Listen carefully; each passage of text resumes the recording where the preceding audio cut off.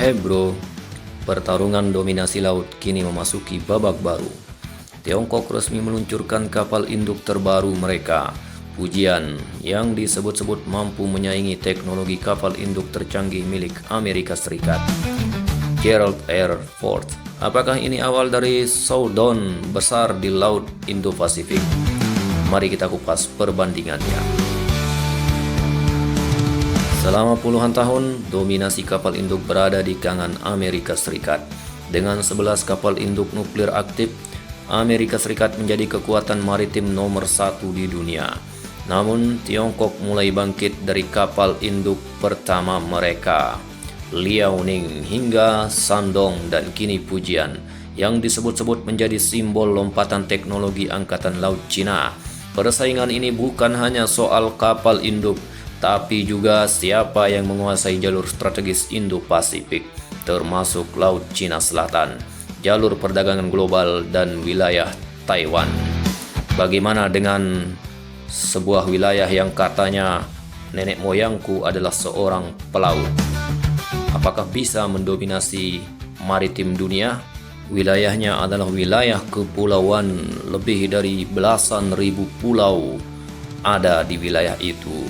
Namun kenapa sampai saat ini masih belum menjadi raja maritim dunia? Kita kembali ke kapal induk Fujian. Fujian adalah kapal induk tipe 003 dengan bobot 80.000 ton, hampir setara dengan kapal induk AS.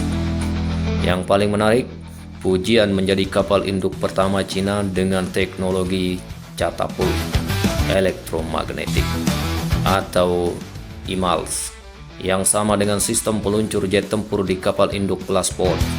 Dengan panjang sekitar 316 meter, Fujian mampu membawa 60 hingga 70 pesawat tempur, termasuk jet generasi terbaru J-15 dan kemungkinan J-35. Kapal ini diluncurkan pada tahun 2022 dan saat ini tengah menjalani uji coba laut. Diperkirakan aktif pada 2026. Di sisi lain, atau di sisi sebelah sana, AS memiliki Gerald Air Force Class, kapal induk nuklir terbaru yang menggantikan kelas Nimitz. Kapal ini memiliki bobot lebih dari 100.000 ton dengan kapasitas lebih dari 75 pesawat tempur, termasuk FA-18 Super Hornet, F-35C, E-2D, dan helikopter MH-60. Gerald Air Force juga dilengkapi IMALS, radar generasi baru, dan sistem pertahanan CIWS yang lebih modern. AS memiliki pengalaman panjang dalam mengoperasikan kapal induk, sedangkan Fujian masih harus membuktikan kemampuannya di medan tempur. Bagaimana perbandingan antara kedua kapal induk ini? Dari segi bobot, Ford unggul dengan 100.000 ton, sedangkan Fujian dengan bobot 80.000 ton. Dari segi dimensi, panjang Ford sekitar 333 meter, sedangkan Fujian 316 meter. Dari segi pesawat yang bisa diangkut, Ford mampu mengangkut 75 lebih pesawat, sedangkan Fujian mampu mengangkut 60-70 pesawat. Bagaimana perbandingan dua kapal induk ini dari segi tenaganya? Ford bertenaga nuklir, sedangkan Fujian masih menggunakan bahan bakar konvensional. Itu artinya rentang atau masa atau jelajah daripada Ford lebih panjang dan lebih lama dibandingkan dengan Fujian, karena kapal induk nuklir mampu menjelajah lebih lama dan lebih jauh dibandingkan dengan kapal induk konvensional. Bagaimana perbandingan dari segi teknologi yang digunakan?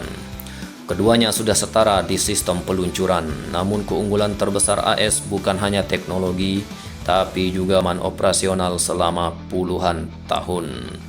Jadi, kapal induk Ford dibandingkan dengan Fujian menang pengalaman.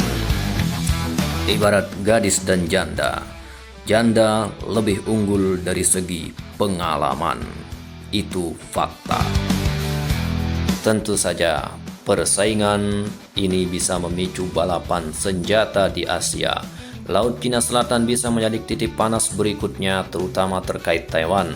Jika Pujian berhasil beroperasi penuh, Tiongkok akan punya kemampuan proyeksi kekuatan jauh dari daratan mereka. AS tentu tidak tinggal diam dengan armada Indo-Pasifik yang siap menjaga jalur perdagangan internasional. Artinya, akan terjadi baku hantam di tengah Samudra Pasifik. Jadi, pertarungan kapal induk ini sebenarnya lebih kepada adu kekuatan teknologi dan pengaruh global. Apakah Pujian bisa benar-benar menantang Gerald Air Force atau AS tetap memegang super supremasi laut? Bagaimana kira-kira? Apakah kita bangsa yang besar ini bisa bersaing dengan dua kekuatan besar ini?